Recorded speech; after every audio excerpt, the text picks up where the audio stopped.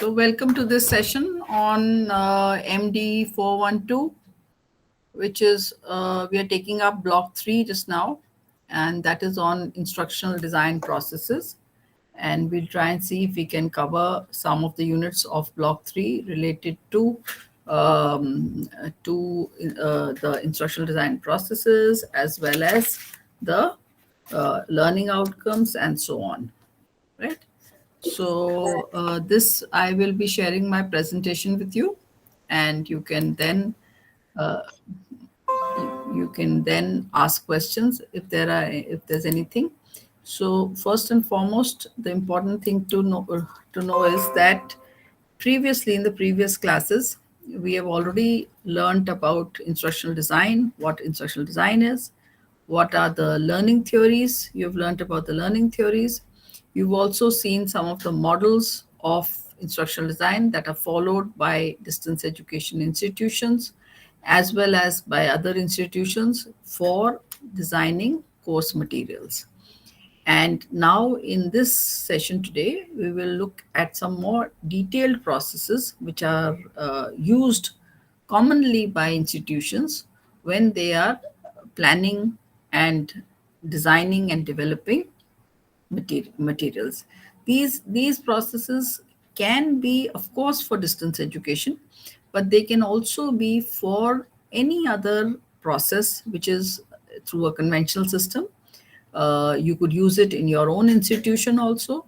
You could also use it if you are designing a training program, or you are designing, or you are conducting some sort of an activity that you're doing.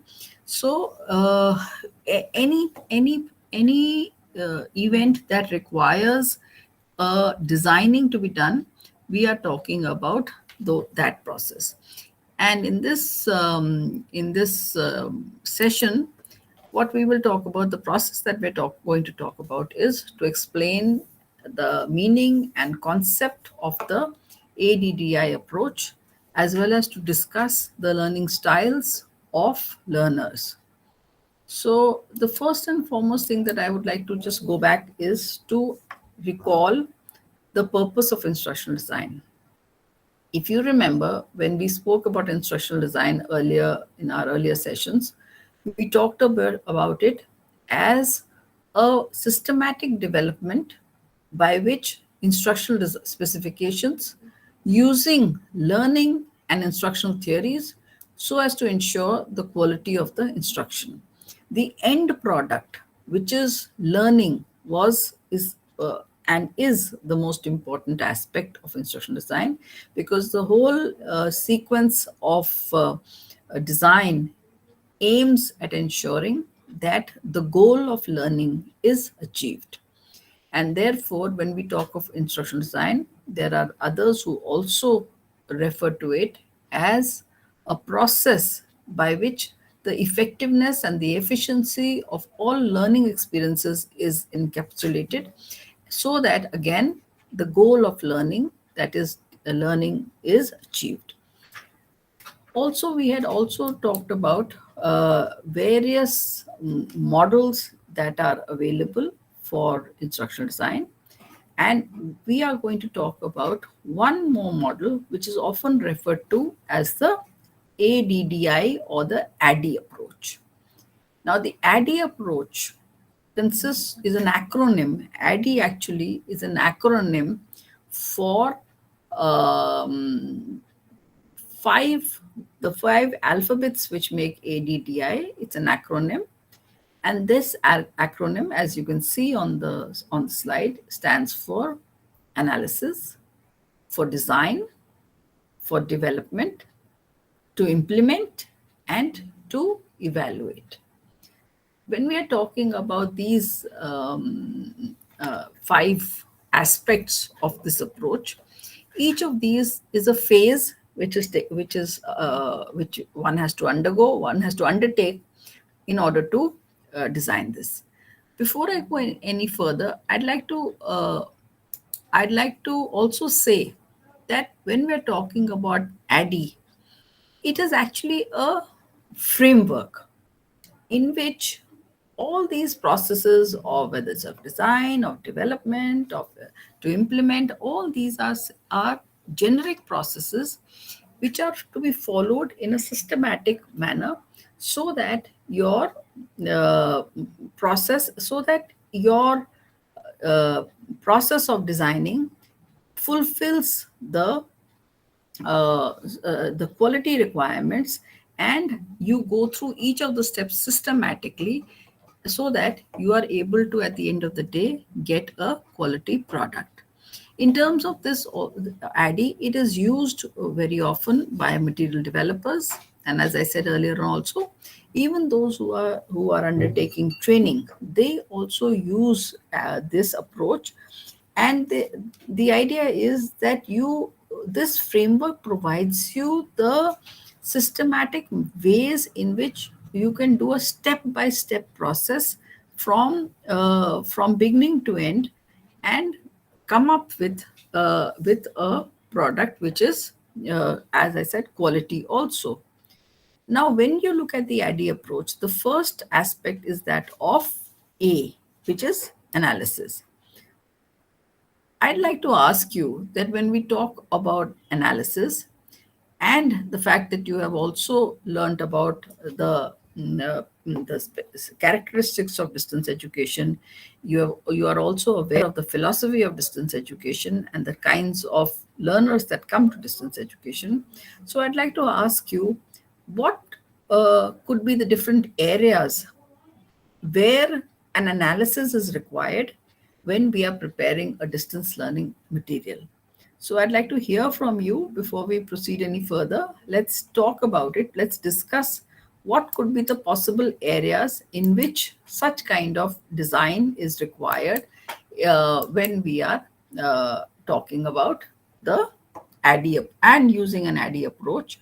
So what could be the areas where analysis is required? I'd like to hear from you.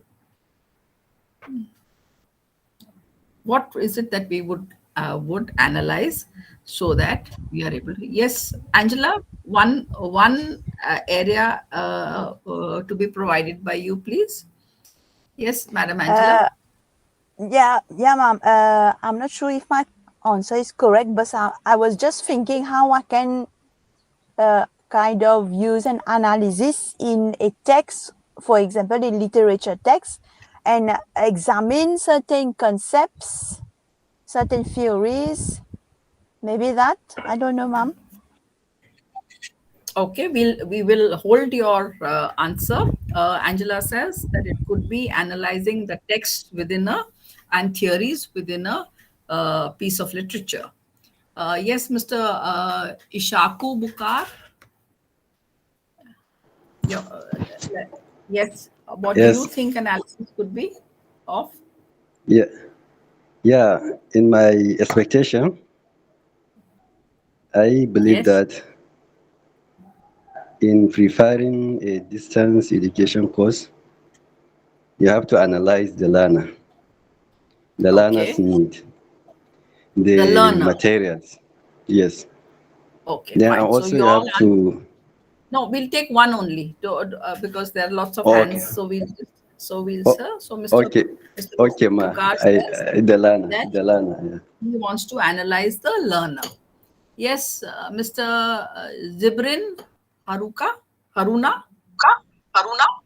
Good morning, ma. I was also thinking of when we want to analyze the material or like this digital education, we should look at the characteristics of the learner.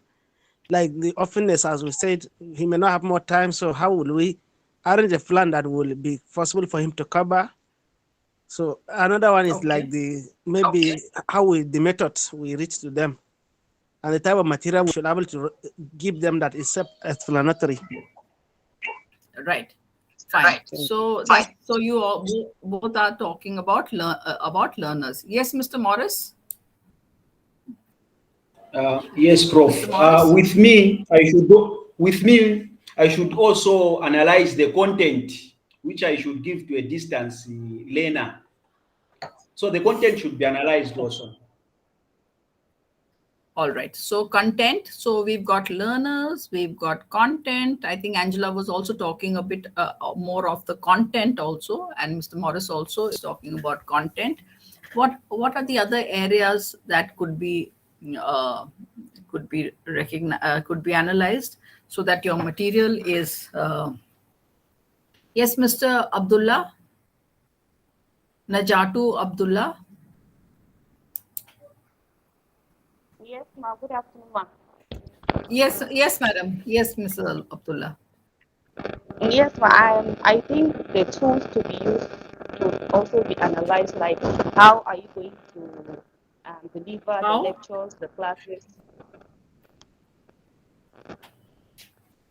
What could be analyzed? The tools. I couldn't hear you. It was a little unclear. Okay, ma. I said I think the tools need to be analyzed in case of how are you going to deliver the classes, how are you going to deliver the lectures, and how are you going to deliver the lectures material, learning materials. Okay Jyoti ये पूरा stamp लगा के देंगे है ना और भी तो मार्क करेंगे sorry I am not able to hear you very clearly you talked about She's talking about the tools and the technology. Mr. Haruna, you have to put off your mic because I was hearing Mrs. Abdullah.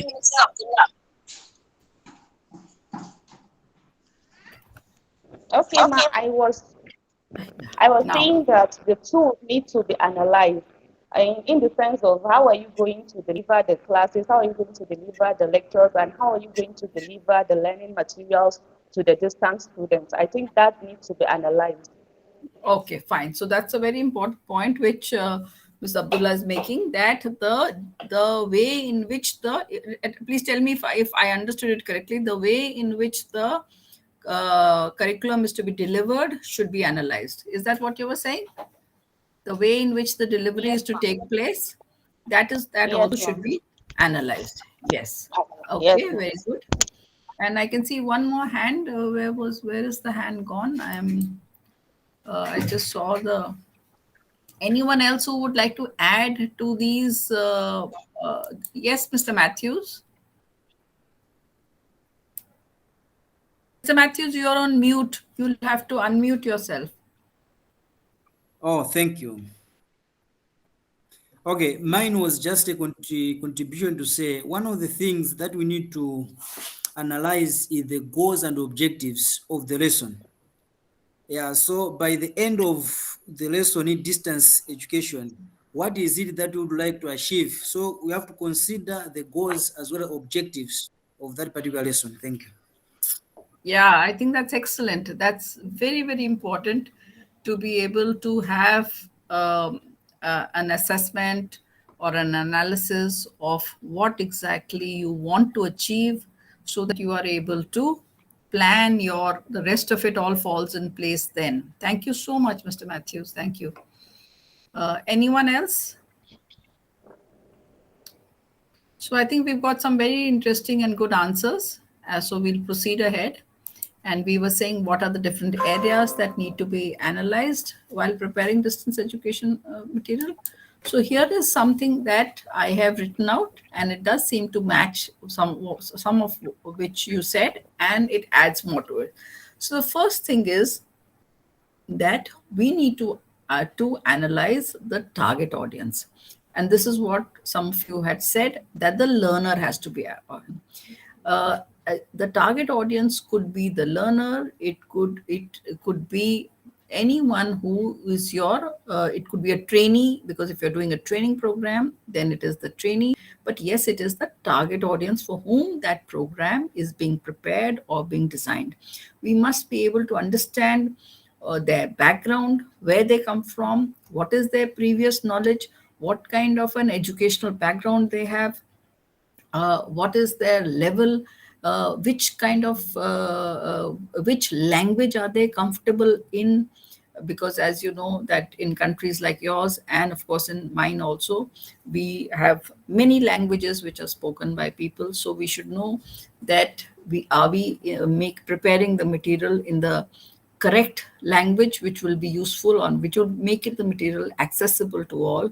We should also know what could be there, the common learning style that is there, or if there are diverse learning styles, then we should have an understanding of those diverse learning styles also. In addition to this was something which was said by Mrs. Abdullah, that we should be able to understand the learning environment.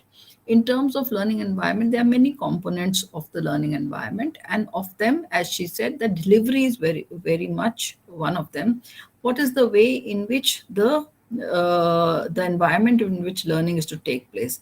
You cannot ask or you cannot design an environment which is not possible, which is not available to the learner. And therefore, it is important that each learning environment, the learning environment is not exclusive, but it is inclusive. It is such that you are able to easily make the program accessible. In addition to that, we are all functioning within an institution. Therefore, the institutional policies, what are the policies, what is the governance structures, those kind of things also have to be understood, because we cannot, in many of our institutions, we are also working within an institutional framework. For instance, in India at present, in 2020, the National Education Policy was launched, and that educational policy has given certain directions which for primary education, for school education, for higher education, and has given us a way to move forward. Therefore, all the institutional policies at present in my institution are aimed at fulfilling the objectives or the directions of the National Education Policy. So when we are preparing a material, we must see whether it fits into the institutional framework, institutional policies, as well as the governance structures. And very importantly, we should also be able to see what kind of a way in which the quality of the material is going to be maintained. Because here, when we are talking about the quality, we are also including the learner interactions. We are talking about the way in which collaboration takes place, the way in which the material is going to be actually on the ground, such that the goal of learning is successfully achieved. So what was said by you, and a little bit which was added by me, this is, and much more also, analysis is very, very, very important part of the designing process. In IGNOU, we also often, even when we are doing training programs, even when we are designing our materials, we do a very small, short, comprehensive needs analysis. This needs analysis is necessary because that forms the basis of the way of our understanding of designing the curriculum, if it is a course, or designing the curriculum, if it is a training program, to see that we are in sync with what is required. The next part of this ADDIE approach is that of design. And as was very rightly said by Mr. I think Matthew, it was Mr. Matthew said this also, and I'm just repeating what was said by Mr. Matthew. The learning objectives are very important. What is it that we want to do? And those learning objectives are based upon the analysis which is done. Once we have analyzed it, we have got a picture, and we know what are the policies that we want to do, we then formulate the learning objectives. Learning objectives also then help us to identify appropriate content, because the content is the pathway by which the objectives will be achieved. We will pick up only that content which is synchronous with the achievement of the learning objectives. Similarly, even in terms of delivery, as was said by Mrs. Abdullah, that those means of delivery will be utilized, which our analysis has shown, the first A on the analysis has shown that these modes of delivery are available, they are easy accessible, perhaps they are affordable also, and we will use only those in our design. If you remember, when you study the models of instructional design in block 2, when you look at models such as the Assure model, which is Assure is also another model where A again stands for analysis. But in all these models, the way in which you select the appropriate delivery, or you select the appropriate content is stressed, because there is, especially today in the 21st century, there is an explosion of knowledge. There is so much information that for a teacher, this selection of content in her course has to be done with immense care, because overdose or under is not expected, and only that which is able to achieve the objective of the course should be done. Similarly, in terms of the last thing in designing, we should also ensure that the learning outcomes are achieved. And in the next part of this session, I will talk about the difference between learning objectives and learning outcomes. But as of now, while designing the curriculum, we must make sure that the assessment processes and the evaluation is such that we are able to achieve the goals of the course which have been set for the course. The next step in this ADDI approach is that of development. Development is a very important phase, because here is where your design, your analysis, your design is all coming into place. Here is where you are going to actually make sure that that the idea or the plan that you have in mind is concretized. And how is that concretization done? There are also certain amounts of I would say requirements that a curriculum designer or a teacher has to keep in mind, and those therefore the selection of the instructional design has to be done keeping in mind the fact that what are the objectives, what are the outcomes, what is it that we want to, what is the curriculum that we have content that has to be taught, and also in addition to that, what is the time frame in which we are going to make to prepare the material, what are the steps that we will do. So choosing an appropriate design would depend on all these factors which are necessary for a successful and efficient course to be developed. Also, when we see that when we're developing materials, there are a number of models that can be followed, some of which you have seen in block 2, you have seen about the models.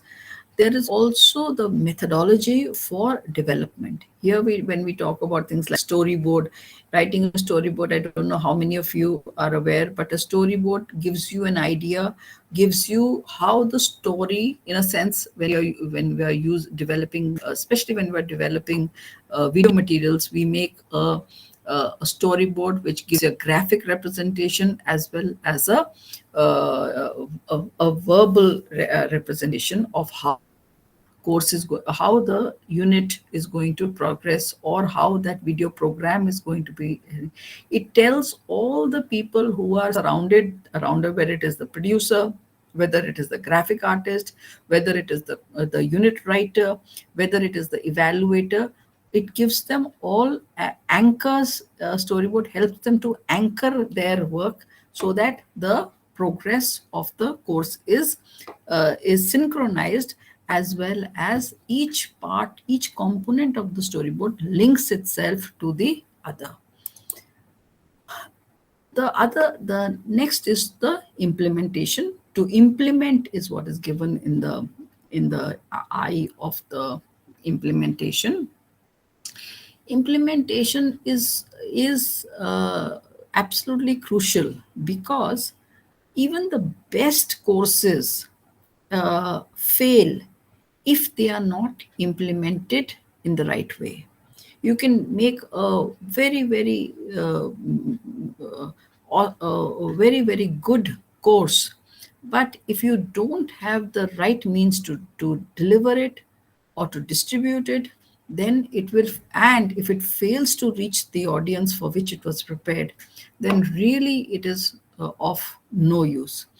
And all these things, the implementation, the has to be a part of that model which you make, because you are actually the as the teacher, as the course owner, you are the director of the entire process. And in that entire process, you are also responsible for ensuring that it reaches the last mile, which is that of the learner. And that last mile involves the delivery, the distribution there. In in in our course planning, another issue is that of the updation of courses. Why am I saying this? This is especially relevant for printed course materials, which are in distance education. We use printed self-learning materials as a master medium. And there is a issue regarding updation. Now, what happens is that because of technology and the fact that that information is very fast, the turnover of information is very fast. Things move at such a pace that when you are talking about printed course materials as well as against, say, online course materials or digital course materials, you'll find that the digital course materials can be updated much faster than, say, a printed course materials. But nevertheless, this planning for updating also has to be kept in mind, so that the materials are not out of date, and they remain relevant, and are able to capture the attention of the learner. Another thing is that of coordinating. Coordinating is important because nobody or nothing stands alone. You cannot stand alone and run a course. There are many other aspects that have to be kept in mind, and there's a lot of coordination work which has to be done. For instance, in terms of implementation, again, I'm giving you an example from a distance learning institution, where if you have a course which is prepared, then from the teacher, it has to go to the printing unit. Then from the printing unit, once it is printed, it has to be delivered to the respective, either the learners' houses or to the study centers, or it has to go, or it is kept at a place where the learners can come and collect it. In terms of arranging for classes of counseling, there is another coordination which is required, because there is a timetabling which is required to be done. How do you hold the classes? Do you hold them online? Do you hold them to a physical face-to-face class? How are the assignments going to come in? Whether there will be handwritten, whether they will be typed out, who will collect them, how will they be evaluated? There is a gamut of tasks which has to be done, which need coordination. So while designing the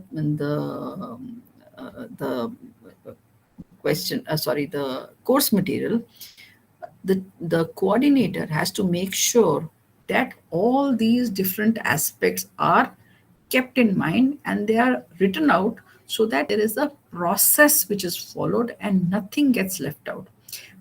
Unless all this is done, it is required, because only then can quality assurance be achieved and quality materials be produced. These ultimately the goal of any institution is to make sure that their materials are of a high quality.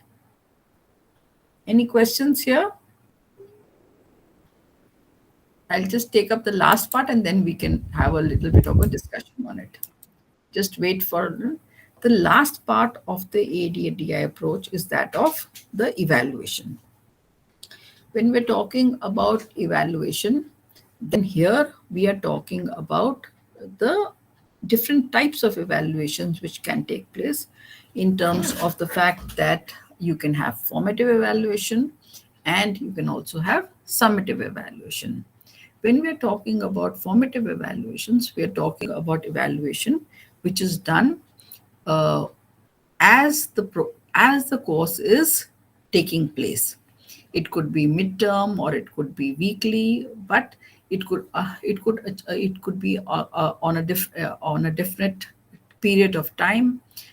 Whereas when we talk of summative evaluation, we are talking about evaluation that takes place after the completion of the course, and it is a terminal evaluation which takes place. The formative evaluation is meant to ensure that the learner is on the right track, to make sure that the learner's progress is evaluated, to also do mid-course correction in case the learner is falling behind, to ensure and to provide a hand holding if there is any place where the learner stumbles. Whereas the summative evaluation is a final test which judges what the learner has learned and is aimed at grading the learner so as to assess their work and their study and their learning in the entire program. While we are doing or designing, these aspects of formative and summative evaluation also have to be built into the design. And also, as well as this, it is also necessary to ensure that the tests and the evaluation instruments by which the formative and summative evaluation is going to be carried out are also well written out, so that if in case there is any issue related to their delivery or any issue related to the fact that that a particular test cannot be carried out, then the test can be replaced and another test can be kept in mind. For instance, if you are trying to, if you decide that we are going to have a test in your design, you say that the testing is going to be online, whereas your implementation plan and your analysis shows that that there is very poor internet connectivity there, then obviously you will need to have you will have to go back to the drawing board and change that test rather than go ahead with that. And finally, the mechanism or the process by which the results of the tests are available, and those results are fed back into the system so that learning can be improved, so that there is a possibility by which all the results are seen and the processes of the development as are improved based upon the results that take place. So when we follow the ADDI approach, then definitely we are developing material in a very systematic manner. We are trying to see how the material can be designed such that it is quality based and it meets the needs of the learners. So at this point, I will now stop for a little while and ask you to, in case there are any questions that you would like me to answer or any clarification that you would like, then we can speak about them. I can see Mr. Matthews has raised his hand. So Mr. Matthews, yes, please put up your, please answer your question. All right. Ask your question. Yeah, I was following the ADDIE approach. Now my question is, would I be wrong to say evaluation is a very crucial step in ADDI as an approach, so to say? Can you just say that? What is it? The ADTI approach? Yeah, was following the Can you ADT just? approach. And now Yes. now my question is, are you getting me? No, no, I'm not. Can you just repeat the question, please? All right, I don't know what is the problem. All right, No, my it's question fine. is, Just repeat the question.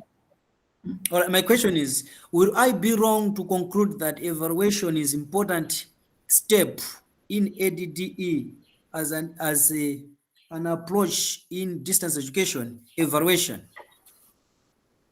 Yes, evaluation. Is evaluation an more important important step in this?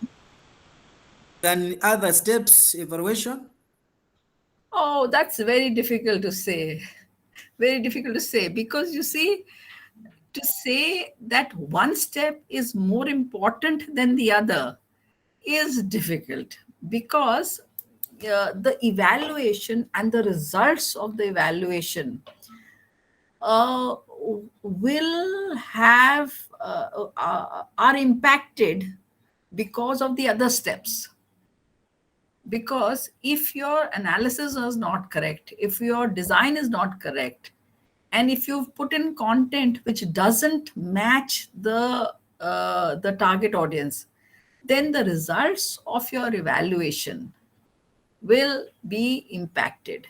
So I would say that all the steps are important, and each step uh, supports and corroborates the other steps. They're interdependent in a way. So no one step is more important or less important than the other. Maybe I add, Doc. I had, ma'am. Yes, please go ahead. Yeah. So I think maybe the reason why Mr. Matthews is saying that is from my own understanding. I can see from the first the analysis you have to evaluate. You can evaluate how is my analysis. You go to designing. You can evaluate how have I designed. Then you go to implementation. You can also evaluate how have I implemented. So maybe in that line we can see that the evaluation is almost in every part. Maybe how I don't know. You Yes, can correct. you're in that sense you're right, but I was talking about as evaluation as a process of that. But yes, of course, at every stage you are, in a sense, you are also not just evaluating, you are analyzing, you are evaluating at every stage. Have I selected the correct content? That is also a way of evaluation as well as a way of analysis. So each step is important by itself because you stop and you breathe and you take a conscious decision. Am I going in the right way? Okay, I can see lots of hands. Yes, Mr. Usman. Yes, ma. Please, ma, what is the difference between evaluation and measurements? You see, measurement is the when we are talking about evaluation, evaluation is a process is when you are giving a value to a to a product, or you are giving or you are judging. For instance, when we talk about evaluation, we talk about summative evaluation, then in that sense we are giving a grade to the learner. Based upon that grade, the learner is, we are saying that he is got this grade and he stands here. So when the process, even in terms of, when we evaluate something, then we are judging it. That judgment is what is important. But on the other hand, when we are talking about measurement, this is the process by which we are by which we are making sure that this process takes place. Evaluation is different from measurement, because in that sense evaluation is a very what do you say, as I said, it is basically you are judging the whole task has been done, you are judging it. Whereas when you are talking about measurement, then you are you're going through a process by which you are quantifying what is going on, but you're not making a judgment. It is the process by which you are coming to a result. But evaluation is the result. I don't know if I'm making myself clear, but that's the simplest way by which I can explain that to you. We will do more about assessment and evaluation in another session also. Maybe next session we will do on 17th. We'll talk about measurement, evaluation, and assessment. Okay. I can see Mr. Abu Bakar. Yes, ma'am. Yes, please. My question is, how can I simply differentiate between the formative and summative evaluation? I can tell you with the help of an example if you want. When you Okay. are you a teacher? Mr. Abu Bakar? Are you Yes, I am. teaching? Yes, Okay. I So am. now in your class, supposing you, as a teacher, when you have when you're teaching in the class, then if you are giving homework or if you're giving a unit test, where you are or even sometimes what happens is that an activity also which is being done, which is in which you are assessing in, and you are in the middle of your, it's not the end of the class, it's not the end of the course, but it is a part of your learning. It's a part of your learning. So that is formative evaluation, because you are assessing whether the learner has actually reached where they should reach, whether they are behind the rest of the class, or whether how are they performing. Those kind of things are done during the period of the class. But on the other hand, summative evaluation is when the course is it's you can say it's the final examination. Because here what happens is, in the final examination, what happens is, it's at the terminal stage. There you will be actually grading the student. So in that sense, evaluation, the summative is at the end of the course, when the course is completed, called summative evaluation. When it is mid-course correction is possible, then we say it is formative evaluation. In terms of this also, like for instance, even if you give assignments, if you give activities, if you have some sort of discussion which takes place where you can help the learner to improve their performance or to be able to correct themselves as they go along, that is called formative evaluation. Okay. Thank you, ma'am. I can see thank you, Mr. Masood, Abba Masood. Abba Masood, are you there? Or Ishika, Ishaku? Yes, Mr. Yes, Abba Prof. Masood. Yes, please. Yeah, Yes. yes, ma'am.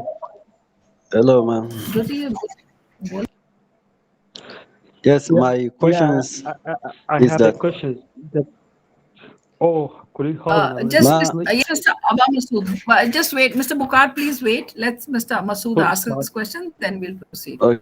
Yes. Yes, Mr. Masood. Yeah. Let's assume that I'm an instructional designer and I use ADI to design a particular course. And at the end of the evaluation, I found out that the evaluation doesn't go well. Both the summative and formative evaluation, the student are not I'm doing not able well. to hear I you. went back, redesigned, followed procedure, You still used the ADDIE approach to doesn't go design a well. course, and then the evaluation. What happened in the Yeah. evaluation? As an instructor, to design a course, the student like performed badly. They didn't do well, and I went on to evaluate and redesign the course. Still, nothing comes out. So what is the best thing to do? Should I go to another strategy or another approach? As I understand, and please correct me if I. RD is not suitable for that particular course. The best if the I don't know at what RD stage. approach is not suitable for a course. Yeah. So, for example, as instructional designer, like I adopted RD to design a course, let's say course X or course B, and after the evaluation, the student failed. And so, what is the best thing to do? Should I go on with the method, No, or why should I the student look failed? for Is another that what you're saying? alternative? Yeah, the student failed. Actually, the student No, are I not understood getting it, that. and not they are not doing well. The performance of the No, student so it's not. I was see. very poor.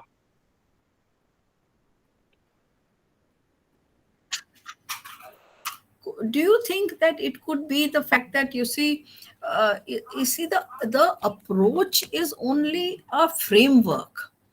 The ADDIE is only a framework. So if the student is not doing well, there could be some problem where the development and the design, the contents that you have put in, it's not the framework which is wrong, in my understanding of what you're in response to your question. It's not the framework, but it is the portions, probably. For instance, yes, please. Assumption, actually. I haven't tried. It's just an assumption. It might create a scenario. Yeah. I'm not. I think there's a connectivity. Can someone hear him? I'm not able to hear very well. Yes, ma. I have similar. I'm with you. Go on. My question is similar to Let his me hear own. you then. All right. Go on. My question is that this RD model, is it only suitable for the distance education, and or it can be also adopted to face-to-face learning? And also, what are the similar suitable models that we can adopt as a substitute to this RD? Thank you. You see, thank you so much. Yeah. See, you have to, when you take up a model, you also have to see your own circumstances.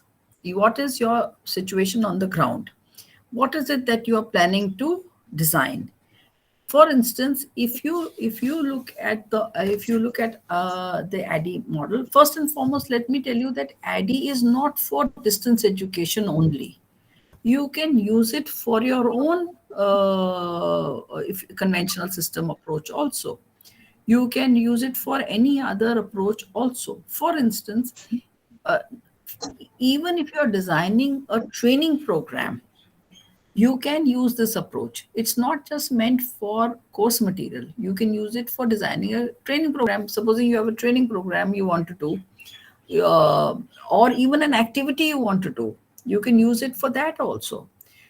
Because what is it that you're doing? You're analyzing something. The analyzing, you are going to do, you are looking at the design and the development. You are designing and developing. You are also, that is giving you only the steps towards designing a particular thing. So you can use it for conventional system, and you can also use it for distance education. You can use it for course materials. You can use it for training. You can use it for n number of things that you're doing. Okay, that answers your first part of your question. The second part is was what was the second part? You'll have to repeat it now. So I say, what are the other suitable models that are alternative to? Yes. You see, there are many models that are available. many models that are available, and you don't have to stick to a model if you think that this is not going to serve your purpose. For instance, many times we say that when your material or your whatever you're designing is more focused on media, then you can use what is called the assure model, where, but in the assure also, the first thing is analysis. The assure model is ASSURE, the assure model. In the assure model, what happens is you analyze the learners, you state the objectives of the program or whatever you're doing, then you select the media or the methods, the materials, you select them. This assure model is you. Then how do you utilize them? How do you utilize these models? What are the additional resources that you might need? How do you ensure that the engagement of the learner takes place? And finally, as happens very often, is the evaluation. So depending upon your requirement, you should choose a model which suits what activity you are going to do. That is, as a teacher and as an instructional designer, it is your prerogative as to which model you would like to choose. I cannot tell you, or you cannot tell anyone, that this is the best model. No. Whatever is appropriate to your situation and condition. But to do that, you must know what is the different models that are present in the, so that you can choose whatever is available. Okay. Yes, Mr. Masood, were you saying something else also? Thank you. So, Mr. Morris, did you raise your hand also? Yes, Prof. I wanted just to give a comment concerning evaluation and measurement. Yes. According to what I got last time when you presented, you talked about evaluation being quantitative description or qualitative description. Then you assign with a value. Then measurement is more of quantitative description. Yeah, that is what I wanted to. I am not saying the evaluation is are you saying something, Mr. Abubakar? No. I'm not. See, evaluation can be quantitative, it can be qualitative. It's not either or. Evaluation is only a judgment that is made on a particular product or a process. For instance, we do program evaluation, right? We also and we do this a lot in IGNOU also, where, like for instance, this Masters in Distance Education program is going on. After a couple of years, or for instance, the program that you all are attending, which is the E-Vidya Bharati program, perhaps there will be an evaluation of this program. How did it function? What was the merit in doing this? How did it stand? How did it fare? What was the pass percentage of the students? Why did students not? These are some questions which we ask ourselves when we are doing the evaluation. And you might see that an evaluation gives you an output which can which is a grading. When we go to the market also, we evaluate products. Why is it that we are buying product A and not product B? Because because we as human beings are also constantly evaluating. So I think we won't get into evaluation so much, because we're going to do this separately also. So anyone else wants to ask a question? Then we can proceed to the next, because I'd like to take up just one more short part, and then I want to talk about learning outcomes. Okay, so let's just proceed ahead. So this is just to say that here's a picture that I'm showing you. Can you see the picture? Yes, Prof. Yes, ma'am. Are you able to? Okay.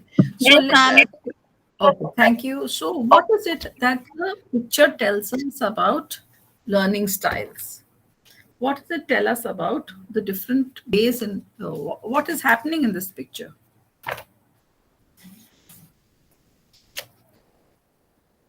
What does it tell us? Yes, Okay. the pictures is translating to us that there are different methods of learning. One we can see Yeah. that is learning through internet, and the other one is somebody reading alone. And there are Okay. three, Okay. yeah, That's there are some yeah. learning in group. Okay. So anyone else has any different idea than Mr. Bokar? What I comes to understand is that the top two, the one on in my left, showing online related method of uh, teaching, if I put it on that way. Second, like group discussion. Then the last, there are those who just used to go and look for books, find their way to memorize it, while the one Okay. beside it showing like kids playing, getting knowledge through playing related activities. Act. Okay. Okay. So we'll stop there. Okay. Let's hear. I'll ask. I can see three hands. Now, Mr. Abdullah, then Mr. Zebidi Konda. So yes, let's hear. Okay, ma. I think it's a different method of learning. The first picture, I think, is like a mentoring and coaching through internet. The second one is like a collective learning, maybe like a class setting. And the child is like an independent learning. He's learning on his own. And the other lady, I think it's also an independent learning on her own too. So I think it's a different styles of learning. Okay, thank you, thank you. All very okay. 1 minute. When let's hear Zebidi. Yes, Zebidi. Yes, yes. I think just Would in you like? addition to what the madam said, these are just methods of learning. There are some who can easily learn by seeing, others by touching, Yes, yes, others yes. You're right. by reading, others they learn first when they're in a group. Yes, absolutely. Thank you, thank you. And the last person, Mr. Matthews. Would you like to say something, or is it last time that your hand is raised? No, I think with me, I can see that out of those four pictures that I see, I think the first two pictures are telling me about a group learning, and the last two is about the individual learning. So two types of learning, group as well as individual learning. Thank you. Okay, thank you so much.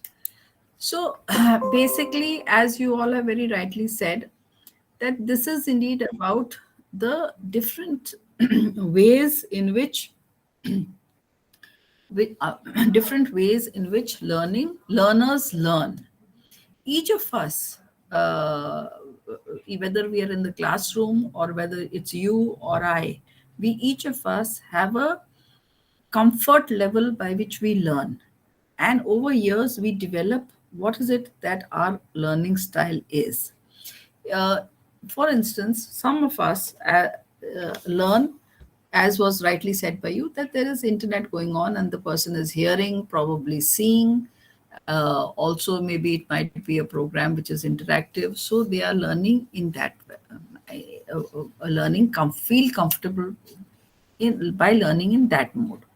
On the other hand, there are those who prefer to take notes, to write down, make a summary of what is to be learned.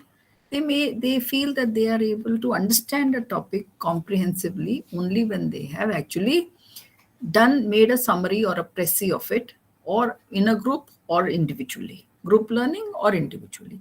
Similarly, there are others who prefer reading material. You may have seen sometimes that many people don't, especially people who are not technologically very comfortable, they still say that no, give me a printout. It's there on the net. It's you may send a mail to someone, but they may say no, I want a printout. So there are those people who prefer to have a book or a paper in their hand. Then only they are able to comfortably do. And as was rightly said by Mr. Fahad Al Qasim, that there are others who prefer that they should touch, like the baby, they want to touch, they want to read, they want to do modeling, they want to actually have a feel of whatever is done. Over a period of time, this becomes the way in which we learn. We may start off with saying, but this is what it is. And when we do our analysis also, when in the ADDIE approach or in a SHAW approach or whichever approach we use, when we analyze this, you'll find that in your classroom also, if you have 40 learners and you ask them, you'll find that they come up with different ways in which the learning is taking place. So the point that I'm trying to make is that in distance education, because the numbers are large, therefore when we make materials, we have to select a design where there is scope for ensuring that all the material is available in different formats, so that the larger audience is able to access material in a way where they are familiar with that style. For instance, if we give material only in one style, then maybe somebody who wants to see a video program or somebody who wants to see the program will not access it. That is why we normally say that we should make the material in as many formats as possible, so that we are able to meet the requirements of the learners. And this is what has been said by other scholars also, where when we're talking about characteristics of learners, it is general characteristics, specific characteristics, basically touch, listen, see. These are some of the common learning styles that are available. When we, as I said, that learning styles basically means the pattern in which we learn and which helps us to learn. So we'll leave this behind, but the impact of this learning style is the impact of it is this, that when we make material in distance education, then we have to use multiple modes. The characteristics feature of distance education is multimedia, because there are different types of media which is used, whether it is print, whether it is electronic media, whether it is face-to-face. You see, today, post-COVID, there is a lot of talk about blended learning, where the face-to-face as well as the online is going in a blended format. But the fact of the matter is that well before this term blended learning came into popularity, distance education was already blended, because institutions such as IGNOU, and I'm sure that institutions such as the Nigeria Open University, all of us were sending out printed course materials, which is covering the distance. We were also having programs which are being telecast, or by radio programs which are taking place. And we are also having face-to-face classes which are run through our study centers located across the country. So there is a blended mode which was already taking place. Why? So as to cater to the different learning styles that learners might have. So this is why it is important to understand that while learning is taking place, there are different ways, and distance teachers have to be much more adept than as they have to follow different types of, or rather they have to prepare materials which are of different types, and which are able to meet the different needs of So this is one part of it, and if you agree, then I will take up one more aspect, which is of learning outcomes. Is that all right? Yes, ma'am. Yes, yes, Prof. All right. So we will take up this part of the session, which is on learning outcomes. Just give me a moment. Learning outcomes is something which is important, because many times what happens is that there is a lot of confusion about learning outcomes. And in learning outcomes today, when we're talking about learning outcomes, the entire, not just India, but the entire world is talking about learning outcomes. So I'll quickly take you through this part of it, which is learning outcomes. And as you are well aware, that the Sustainable Development Goals are adopted by all countries, many countries in Africa, India, of course, Asia, and so many countries are signatories to the Sustainable Development Goals. And Goal 4 is talking about quality education, the fact that education has to be for all and it has to be lifelong. Goal 4 of the Sustainable Development Goals is talking about the fact that education has to be lifelong. What does this quality education mean? Basically, when we're talking about quality education, we are trying to ensure that whatever goals are set or whatever outcomes are expected, they are achieved. And why do we say that? Because in many countries we find that the while students go from one class to the other and to the next one, the fact is that what are the skills, what are the competencies of that particular level of class, and have they achieved them or not? Because there are many times when evaluation takes place of learning programs, of teaching programs, of education programs, and they find that the students who should have been at grade 10 level are actually at grade 5 level. The kind of knowledge and skills they should have for grade 10 level, they are not able to perform those skills. Basically, that means that there is a gap between what was expected and what was the actual outcome, and that this gap means that your education lacks quality, your qualification lacks quality, and that is a worrying point for nations across the world. And therefore, we are coming back to learning outcomes, because way back in terms of understanding, there was this concept of outcome based education. Outcome based education, I will speak about this also, but before that, have you heard of this term called qualification frameworks?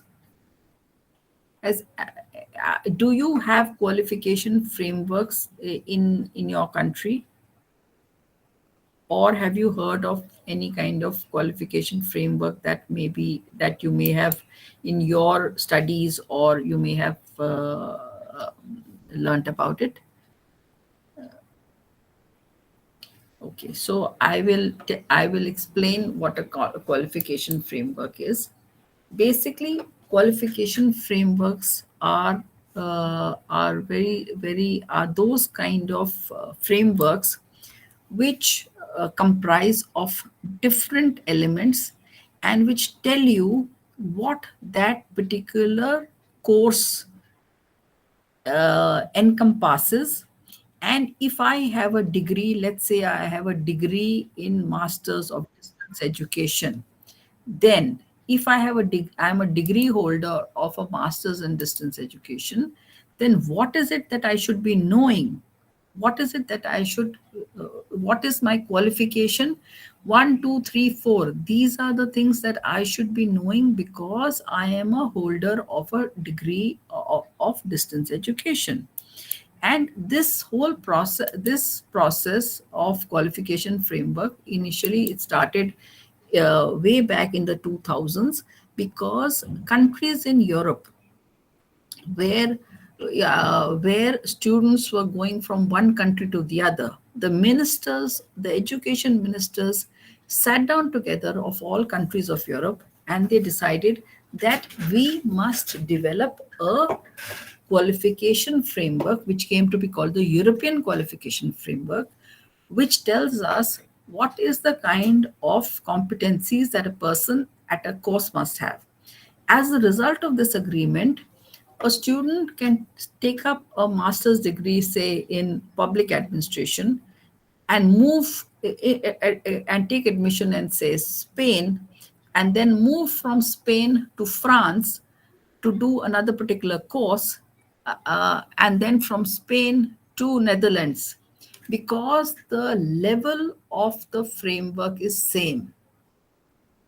It allows a person to mobility to move from one country to the other with a recognition of the qualification framework.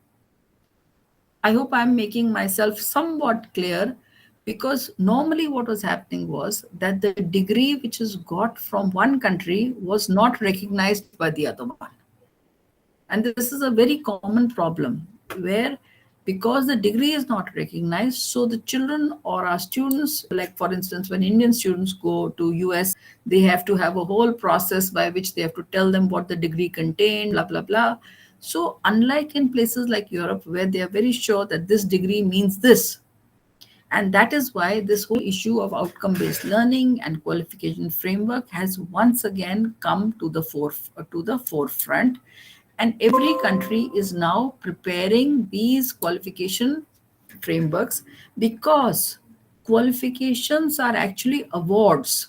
Like when we say certificate or diploma, it's an award, and they are given by a competent authority. Like for instance, it is the if you are in South Africa and your distance education, so you by the University of South Africa, or by the Indira Gandhi National Open University, or by the Nigerian Open University. So these are all awards which are given, and these awards stand for what the degree holder should be able to demonstrate. So in the same way, countries are making their own national qualifications framework, so that their students can move from one place to the other. Having said that, when we talk about learning outcomes, these learning outcomes are important because these qualification frameworks are based upon learning outcomes. And why are learning outcomes important? Because when we are talking about outcome based learning, then the learning results are important. The learning results, what is it that the learner can do after completing a course of study? Learn this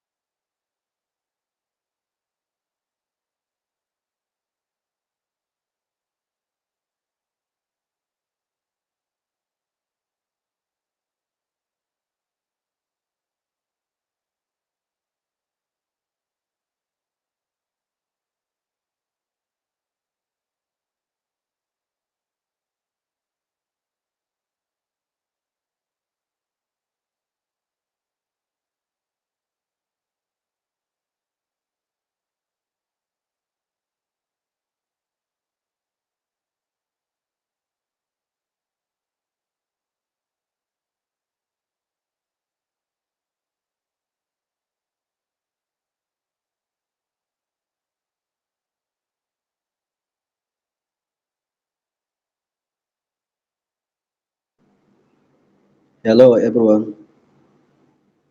Are we together or I'm lost?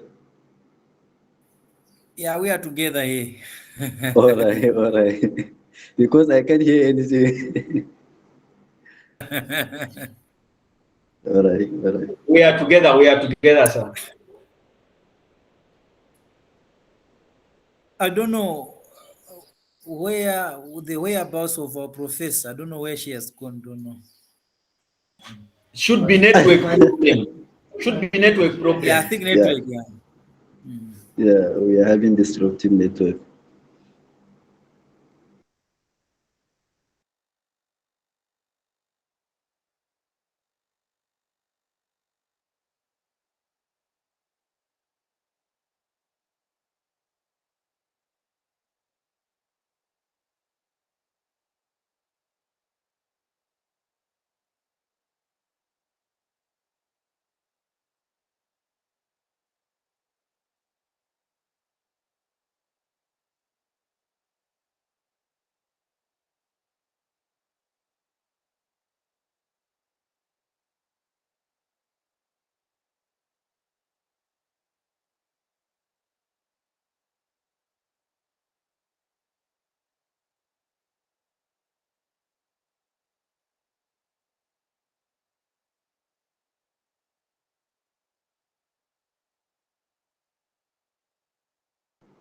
Okay, I think before she come back or reconnect back, I think we should discuss about this particular topic because I have a lot of questions here.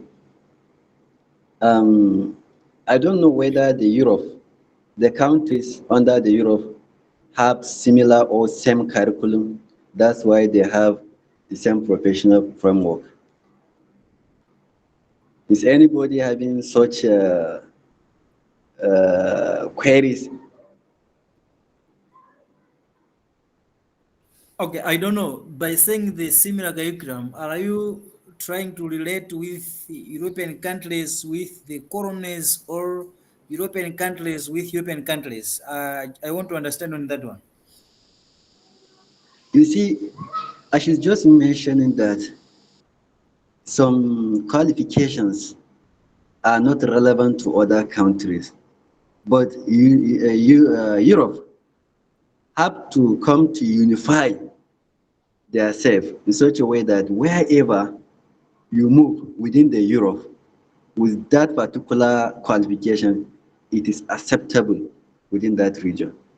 So, and the qualification is an outcome of the study. So that means you have to study something, then you have the qualification. You will be awarded a qualification. So does that mean that within the Europe, they are adopting same curriculum? That's why their qualification for such particular studies will be uh, equal or acceptable to all within the Europe. I hope you get me right.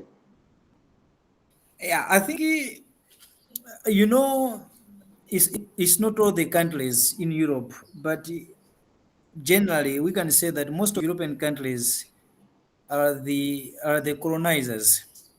Yeah, so being the colonizers, obviously they have got the curriculum which is somehow similar in most of those like European countries, as opposed to maybe the curriculum that was adopted by the least developed countries, by third world countries, like most of the African countries, if not all the African countries, the Asian countries.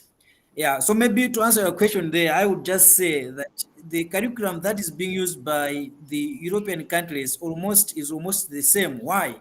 Because Mm. those were the colonial masters. I've seen the ZBD there. I think ZBD may also maybe add something there on the question that was asked by is the Ishagu Buba, I think. Thank Yes, you. yes. Yeah, Mm. yeah. Though I missed the question, but that's why when you look at that task that we have, where we are looking at the commonalities in higher education, the challenge with us, personally, I think we need to improve because why someone who's a doctor, a medical doctor in America, and a graduate, for example, in Zambia in medicine, a doctor, why should there be a difference? Why? Why there?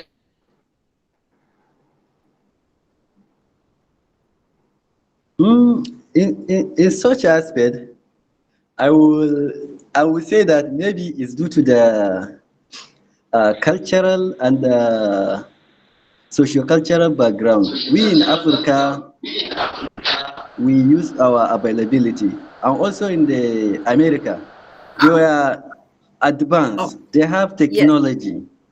You are welcome, Sorry. ma. Yeah, I know You're this technology welcome. is You're causing a little welcome, bit of a Prof. problem. So were We you have able to see it? Were you able to? we had a nice.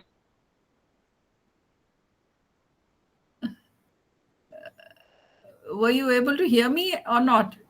Yeah, yes, we can hear you, ma. Again? We can Okay, hear you now. thank Okay. you. Yes. So basically, what I'm trying to again reiterate is that today the focus has shifted from rote learning, from this kind of learning to a evaluation method where learning outcomes have become much more important, because the world has become a closer place, and there is a lot of mobility which is taking place from one part of the world to the other. The qualification frameworks, which are based upon learning outcomes, help in assessing the quality of programs in each country, and in help in making sure that there is that our learners are able to move from one place to the other, and overall there is a better quality. And which is why when we talk of evaluation, also when we talk of summative evaluation, then the question paper that is made, the question paper, I have, any of you have, do you make a blueprint when you're making a question paper by any chance? Any of you have you heard this terminology, blueprint?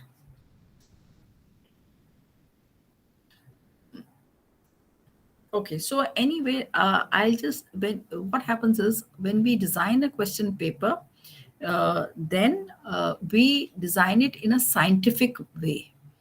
Maybe in the next class, I'll show you what a blueprint looks like so that you get a better idea. But it is designed in a particular manner. It is a scientific way in which we design a blueprint. So a blueprint helps you to assess a particular component of learning, and also helps you to better assess the learning outcomes, because as I showed you that each program outcome is reflected in a course. Based upon that, the question paper is developed in a way so that you're not randomly picking out any content, but the aim of the evaluation also is to assess the different skills and competencies which you as the teacher have decided right in the beginning. When you are making your designing your curriculum, you have decided that 1, 2, 3, 4, 5, these are the competencies I want this learner to have at the end of the when they complete this program. So these competencies are decided at the beginning, and the assessment is done at the end. As teachers, our job is to make sure that what we decide in the beginning is achieved at the end. And as I said again, that if there is a gap between what we aimed at, what we thought, intended, and the result and the outcome, if the gap is big, that means that there is a problem in your delivery, in your content, in your implementation. Remember the ADDIE model? So all those things need to be checked to make sure that the gap is less, right? So which is why in today's 21st century, outcomes have become important, because as educationalists, we are, as teachers, we want that what was intended by us at the beginning of the program to be achieved.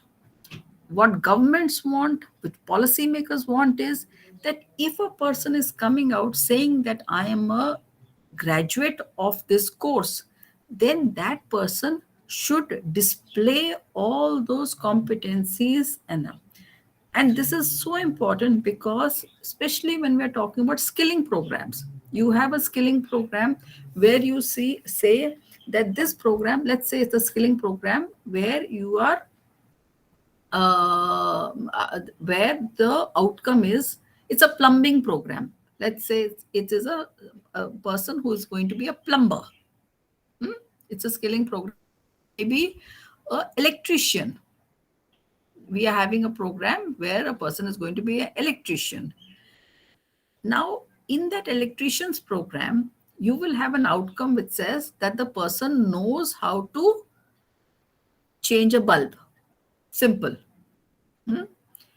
Now, that is my learning outcome, is that after completion of this program, the learner will be able to change a bulb. I'm taking a very, very elementary example. And the student passes the exam. When he goes into the market and a person says, oh, you have a degree in, you're an electrician, please go and change this bulb. If the learner is not able to change a bulb, it means that what was intended has not been achieved. You agree or not? We agree. Agree.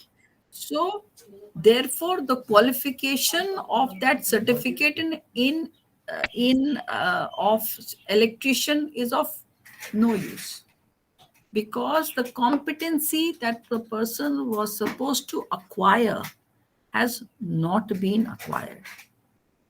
Imagine if there is a let's say there is you have a nurse who is a nurse and is told that, look, after this you will be able to do A, B, C, D, and she goes into the hospital and she can't put an injection. Then there would be a major disaster. So in the same way, when we are teaching maths, science, physics, chemistry, languages, our outcomes are those which we as teachers plan. Our objectives are those which we as teachers plan that our learners should be able to do. Our outcomes are those which our learners, after the completion of the course, are able to demonstrate.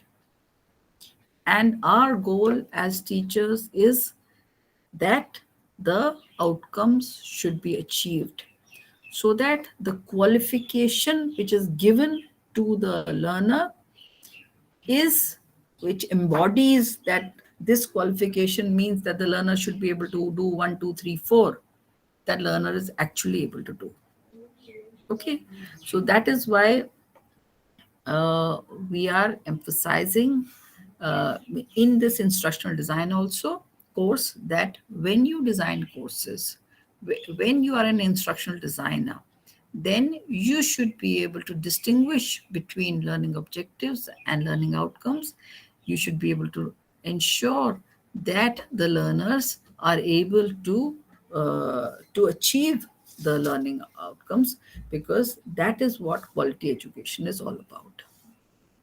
Okay, so I'm going to stop here now. If you'd like to ask me any questions, please go ahead.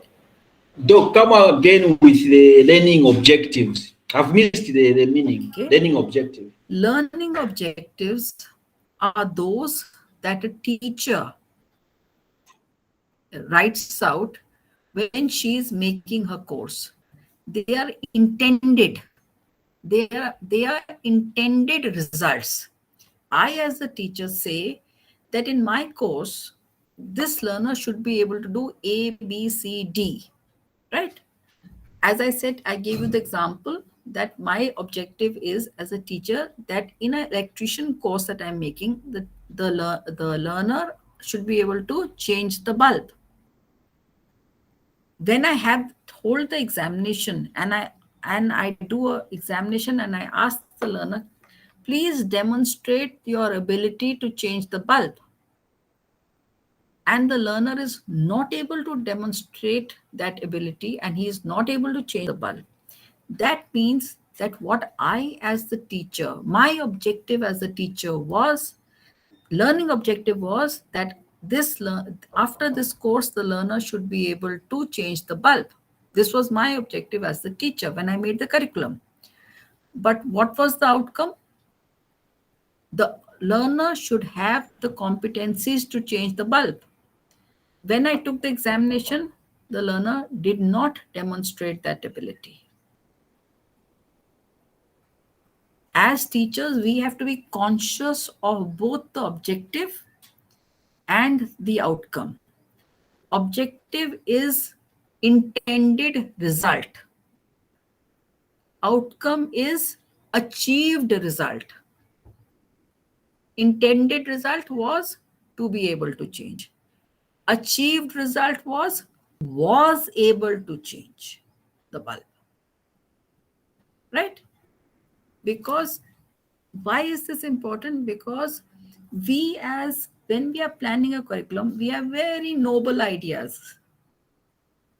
But are those ideas actually demonstrated by the learner in terms of skills, competencies? That is the question. If they are demonstrated, then our program is a success. But if they are not, demonstrated, that means we have to look and analyze where did we go wrong. What was it that we missed out? In our instructional design, what was it that was left out? And how can we improve that part of the instructional design? It's like a cycle from intention to achievement to improvement. Okay. I hope that makes it a little, it is a little It's clear. difficult, but it is necessary to, I'm glad that Mr. Morris, that you were able to, I hope it's clear. Thank you. Any other question that anyone wants to ask? Yes, ma. Yes, Mr. Usman. Hello, ma. Yes, but sometimes in those days we used to combine the two words. Yeah, I wanted to find out. So, floor, please. Mr. Usman and then Mr. Konda. Mr. Konda, you can wait just a moment. Yes, Mr. Usman. Yes, sir. Yes, ma. Is there a difference between aims and objectives?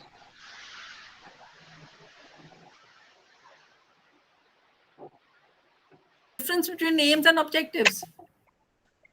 Yes, ma. Aims and objectives. Okay. Just a moment.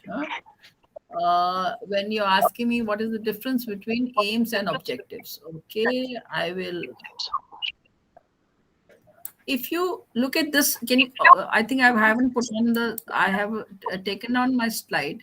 But when we talk about aims, we are also talking about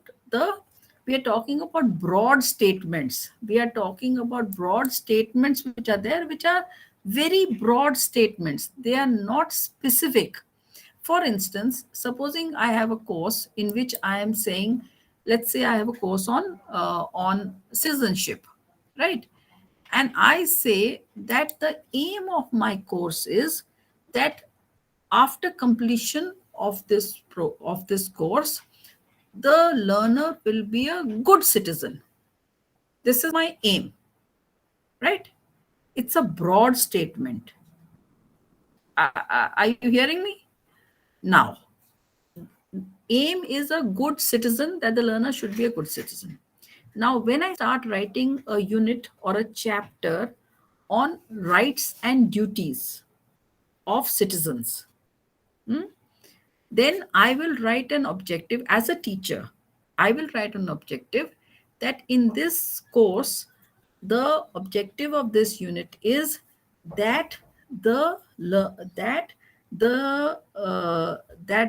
learner should understand, should be able to explain the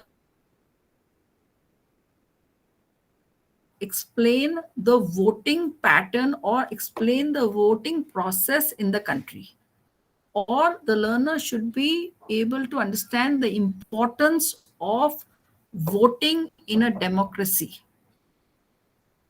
right? So here, good citizen is one part of it, which is the aim, but to be able to is a slightly small, we brought it slightly down, and outcome will be whether the learner has been able to actually go and do a voting, or be able to know the steps in which the voting has to take place.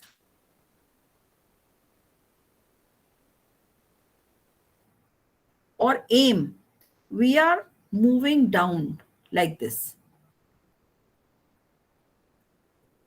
Are you able to understand that?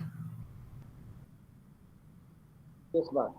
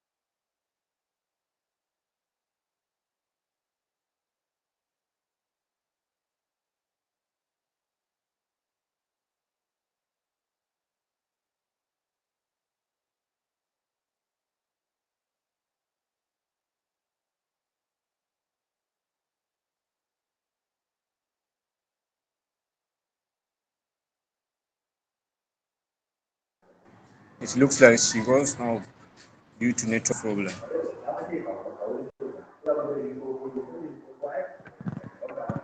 the lecture over?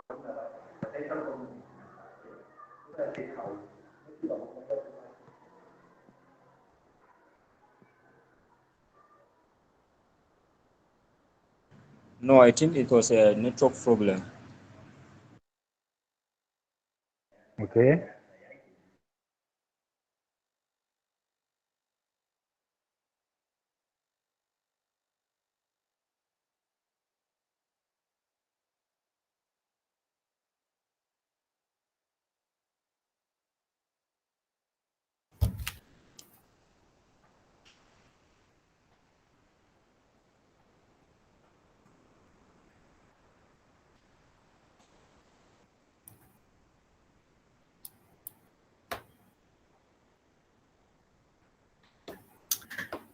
I'm really sorry. I think my connection disappeared. So I apologize for that. There was some problem with the network.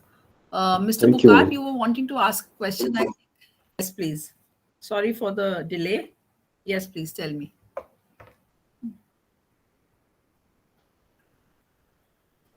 So, Mr. ma, Ishaku in just Bukar, you were... yes, ma.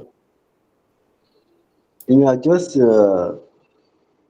explanation, the difference between the aims and objectives. So, yes. So when we are... yeah, please. yeah, I got you right, ma. What I'm also confused is that then I think the goals and the aims will be interchangeable.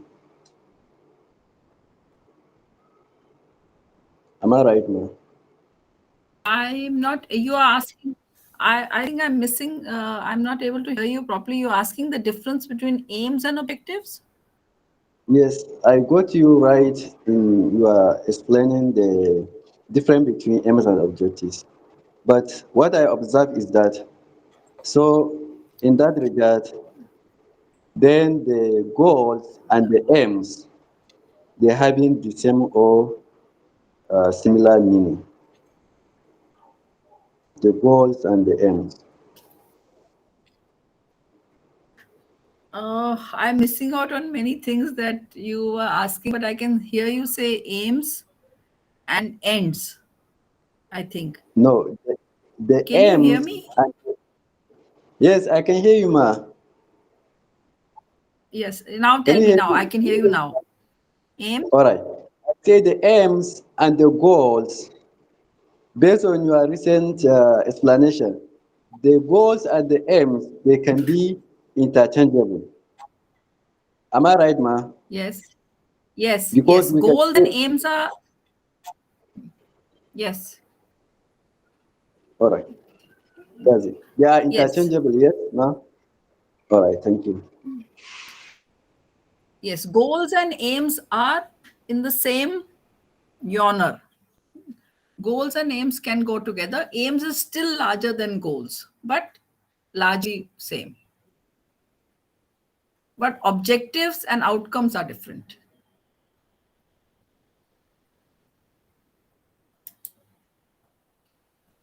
Mr. Konda, you wanted to say something, I think, or did you?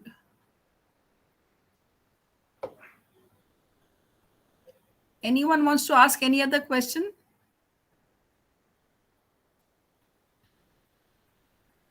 Okay, so I think we'll close for the day now. I'd like to thank you all Okay. for being a part of this session. No, Thank You want you. to ask even our neighbor something? Zimbabwe, Malawi, our neighboring.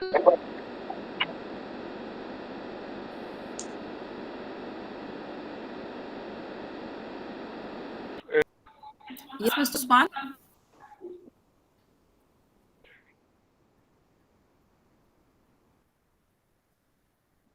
Maybe you can write on the chat box because I'm not able to hear you well.